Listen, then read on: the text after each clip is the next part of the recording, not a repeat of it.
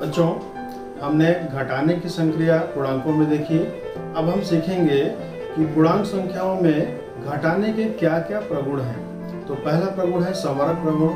समरक प्रगुण जैसा कि आप पहले भी सीख चुके हैं कि अगर हम योग कर रहे हैं तो योगफल सदैव एक पूर्णांक संख्या होनी चाहिए। तो इसी प्रकार से यदि हम दो पूर्णांक संख्याओं को घटाते हैं, चाहे वो धनात्मक पूर्णांक दोनों संख्याएं हों, चाहे दोनों ऋणात्मक पूर्णांक हों, चाहे एक धनात्मक और एक ऋणात्मक पूर्णांक हो, तो घटाने के बाद जो उत्तर प्राप्त होता है वह भी सदैव एक पूर्णांक संख्या ही होती है।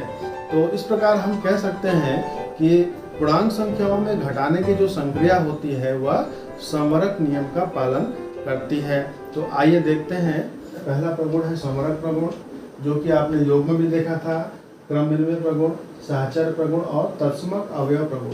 तो हम यहाँ चेक करेंगे कौन कौन से प्रगुण इसमें घटाने की क्रिया में नियम का पालन करते हैं और कौन से प्रगुण यहाँ पे लागू नहीं होंगे। तो इसके लिए आइए हम कुछ उदाहरण के द्वारा समझते हैं। जैसे समरक प्रगुण के लिए हमने ले लिया 5 - 2, यानी कि हमने क्या किया, दो पूर्णांक संख्याएं ली हैं। धनात्मक पूर्णांक 5 है और धनात्मक पूर्णांक 2 है। तो इनका अंतर भी एक धनात्मक पूर्णांक मिलता है, या अगर हम कहें कि दो पूर्णांक संख्याओं का अंतर भी एक पूर्णांक संख्या है, तो घटाने की क्रिया में समरक नियम का पालन होता है। चाहे इसे हम ऋणात्मक पूर्णांक लें या धनात्मक पूर्णांक लें, अगर हम बदलते हैं -5 - 2 करते हैं तो ये क्या हो जाता है, इसका रिजल्ट आपको -3 मिलता है।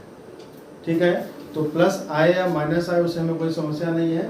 हम ये देखते हैं कि हमने दो पूर्णांक संख्याओं को लिया और उनका अंतर करने पर जो अंतर आया, घटाने पर जो रिजल्ट आया, वह भी क्या है, पूर्णांक संख्याएं हैं। तो इसका मतलब पूर्णांक संख्याओं में घटाने की जो संक्रिया है वो समरक नियम का पालन करती है। और दूसरा प्रगुण है आपका क्रम विनिमय प्रगुण।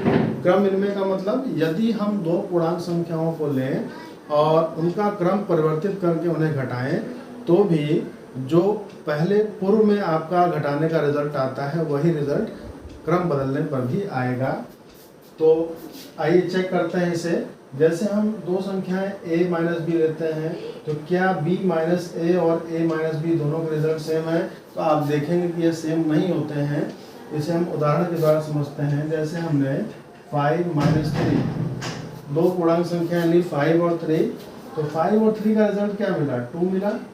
लेकिन जब हम क्रम परिवर्तित करते हैं यानी 3 - 5 करते हैं, तो क्या ये भी इसी के बराबर आता है? जो कि नहीं आएगा। आप देख सकते हैं 3 - 5 = -2।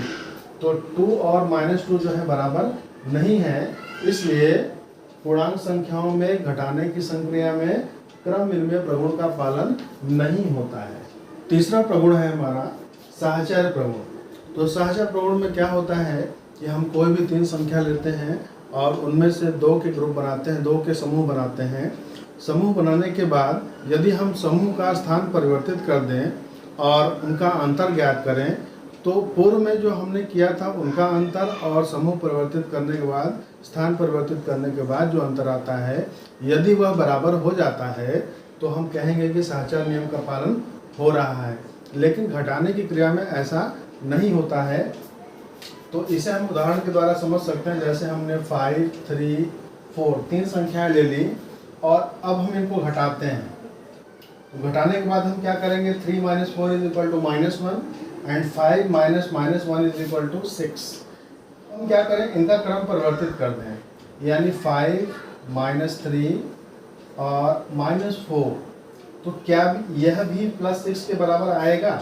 आप यहाँ देखेंगे 5 - 3 कितना होता है, it is equal to 2 and 2 - 4 is equal to -2, जो कि बराबर नहीं है। इसका मतलब a - b - c is not equal to a - b - c। ठीक है, तो इस तरह से हम कह सकते हैं कि पूर्णांक संख्याओं में घटाने की संक्रिया साहचर्य प्रगुण का पालन भी नहीं करती है। चौथा आपका है तत्समक अवयव। तो जैसे कि योग में आपने देखा था तत्समक अवयव क्या था, पूर्णांक संख्याओं में योग का तत्समक अवयव 0 होता है। उसी प्रकार से घटाने की क्रिया में भी तत्समक अवयव आपका 0 होता है। यानी कि किसी भी पूर्णांक संख्या में से 0 को घटा देने पर हमें पुनः वही पूर्णांक संख्या प्राप्त होती है। तो इसे आप लेते हैं संख्या 6 ले लिया आपने, 6 minus 0 is equal to 6, -5 minus 0 is equal to -5। तो वह संख्या आपकी धनात्मक हो या ऋणात्मक, किसी भी पूर्णांक संख्या में से शून्य को घटा देने पर पुनः हमें वही संख्या प्राप्त हो जाती है। तो इसका मतलब कि पूर्णांक संख्याओं में घटाने की संक्रिया में तत्समक अवयव क्या है? शून्य है, और तत्समक अवयव प्रगुण इसमें संचालित होता है।